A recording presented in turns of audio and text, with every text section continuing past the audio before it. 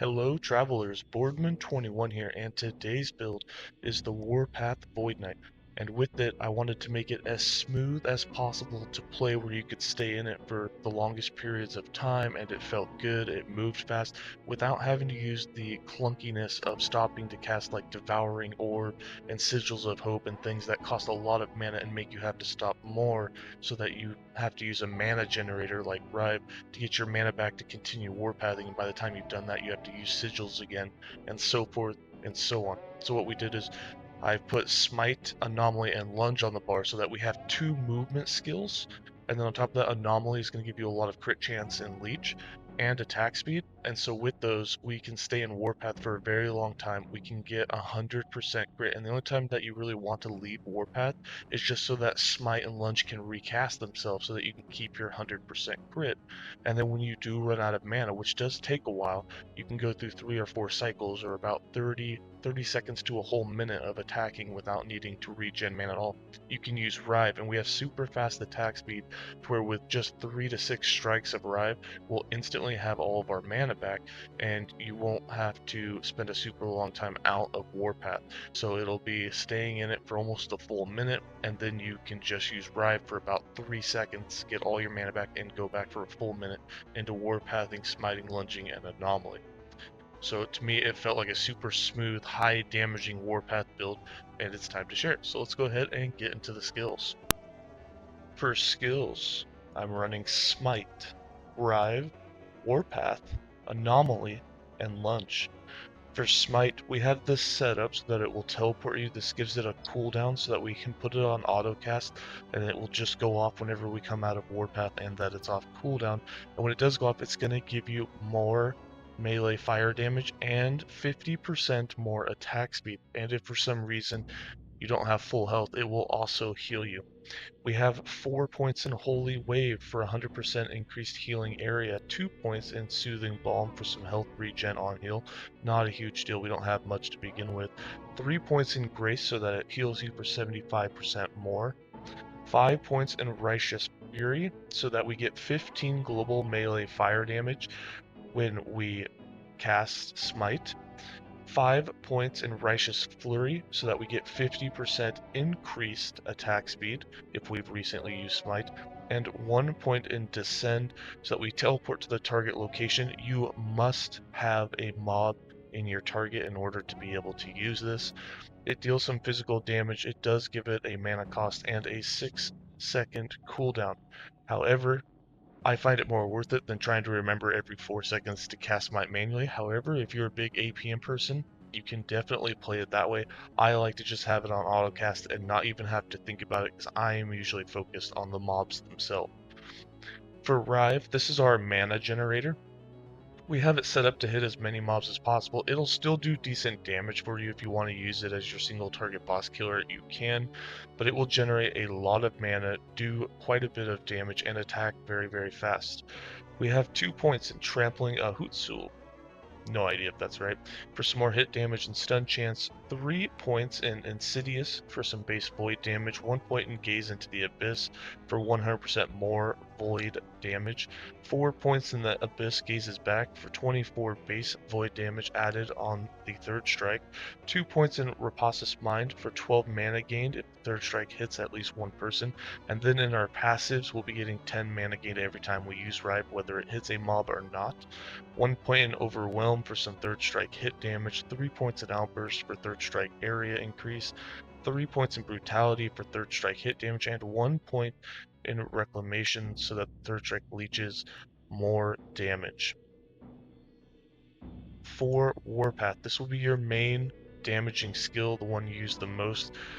We did reduce the cost by taking some extra elemental damage. We deal a huge amount more damage against time-rotted enemies, and then we have put into the crit chance. Now, if you're okay with the mana being drained faster, You do not need these 4 points down here. I put these points in so that the mana drain is very low so that you can stay in Warpath as long as possible.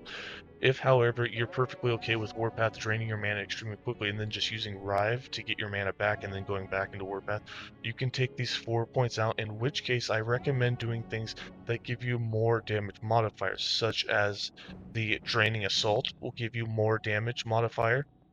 If you take the Rolling Blades, you get a more damage modifier. And then if you're having trouble keeping up 100% crit for some reason, you can always put more points into both the Precise Spin for more base crit chance, and you can get more crit multi. The reason I recommend these more modifiers is these are taken to effect after the effects. So the more sources of more damage you have, each one multiplies the previous one by even more. So we could take all the damage that we're doing right now, and then you'd get 15% more putting in here, and then once you had that damage, you would get another 10% more if you put a point in to Whirling Blades, and that's where you get a lot of that damage comes from, especially since we have a big 150% multiplier against time-rotted enemies. So again, if you're not worried about your mana drain too fast and you can just get it back with Rive, take these 4 points out and put them in the more modifiers for more damage.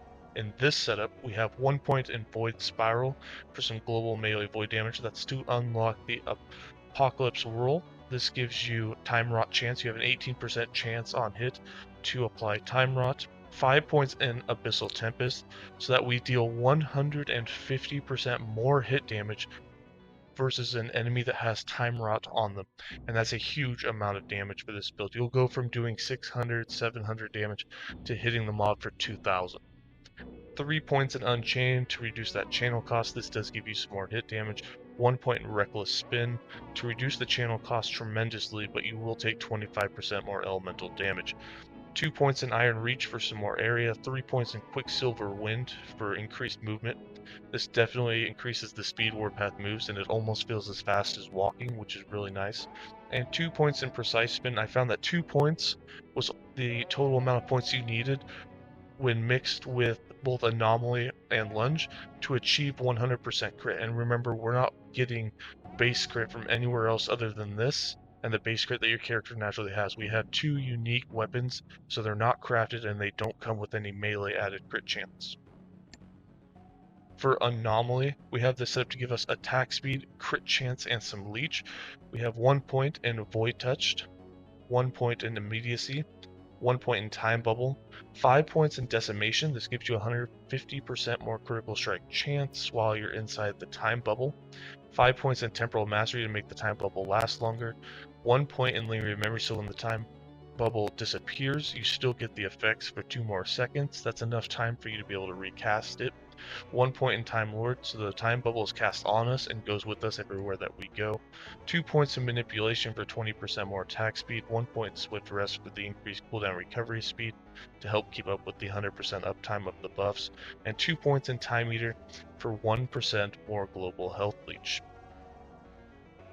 For Lunge, we have this set up. All we really want out of it is the critical strike chance, but you get some other effects as well. We have 3 points in Tactician, 4 points in Forge On, so that we get 100% increased armor, 1 point in Unstoppable, so that we are invincible while lunging, 1 point in Initiative, so that we now get Initiative when we use Lunge for 4 seconds. We'll get additional damage and additional crit chance.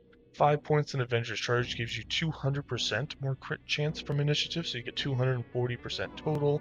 If you add in Anomaly, that's another 150, which gives you 390% increased crit chance, which is a huge amount from 2 skills, and that doesn't include any passives.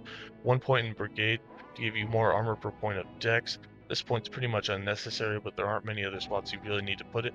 If you would like, however, the extra charge node, I definitely recommend, because of the fact that that will stack up while you are using Warpath. You'll be able to do a double lunge every time that you come out of Warpath. 1 point Deadly Aim for some base crit chance, and 4 points in Into the Fray for that increased area. Again, you can take out 1 point in Deadly Aim, the 1 point in Brigade, 1 point out of Into the Fray, and put it into the additional lunge charge so that you can do a double lunge when you come out of Warpath, which just helps speed you through the monos. For passives, we have 30 points in the base Sentinel class with 5 points in Overwhelm 5 points in counterattack, 4 points in banish, 5 points in armor clad, 5 points in time and faith, 1 point in gladiator, and 5 points in blade master. 0 points in paladin, 0 points in forge guard, and 81 points in the VoidKnight master class. And the reason that we went with all points in here and try not to put any into forge guard or paladin is because you get more crit multi for every point that's in here, which definitely helps. We have 5 points in temporal corruption, 8 points in World Eater, 10 points in Sorrow and Steel, 1 point in Void Corruption, 8 points in Void Blades, 12 points in Woe, 5 points in Singular Purpose, 4 points in Rod Grip. This melee time rot chance is added to the other time rot chance that you have inside of Warpath. So you have 18% inside of Warpath and you have 16% here. I'm not sure if this is halved by the ailment status of Warpath. If it is, it's reduced by 60%, which puts you at roughly 10%. So you have between 28 and 34% chance to apply time rot on hit, depending on how that effectiveness actually applies to this, per hit with Warpath to get time rot on enemies. So usually within 3 hits, you'll have a 100% chance to then have the 150% more damage modifier applying. We have 3 points in Echoing Strikes, 10 points in Time Legion for that melee attack speed, and this gives you another 20% chance to apply time rot on melee attacks. However, I'm not 100% sure again if that is affected by the effectiveness of Warpath itself. If it is, this is really only a 12% chance, which is then added to all the other chances you have, which means you can get up to roughly about a 50% chance to apply Time Rot on every hit that you do with Warpath. And 15 points in Dread for the increased void damage and for the move speed, which really helps while you're in Warpath. For items, I have 2 types of idols that I'm wearing. We have percent of damage leeches health on hit. We also have chance to bleed on hit while at high health. Not so worried about the chance to bleed. That doesn't really do anything for the build, but the percent of damage leeched as health on hit is really nice because it's going to help with your survivability big time. The other type of idol that we have is increased and flat health. There are lots of idol choices for you to choose. None of them are like outstandingly better than anything else, but getting more life and getting more leech is always good for your survivability, and that's what we went with here. Having these idols on gives about an additional 400 health, and having the extra leech is definitely going to let you, after you take a big hit, refill your life extremely quickly. I am wearing 2 uniques. We have Undisputed in the main hand. This gives a huge amount of melee physical damage. Remember that only applies at 60% effectiveness on Warpath, but having such a high number really gives you a better base damage for all the more modifiers that you can get.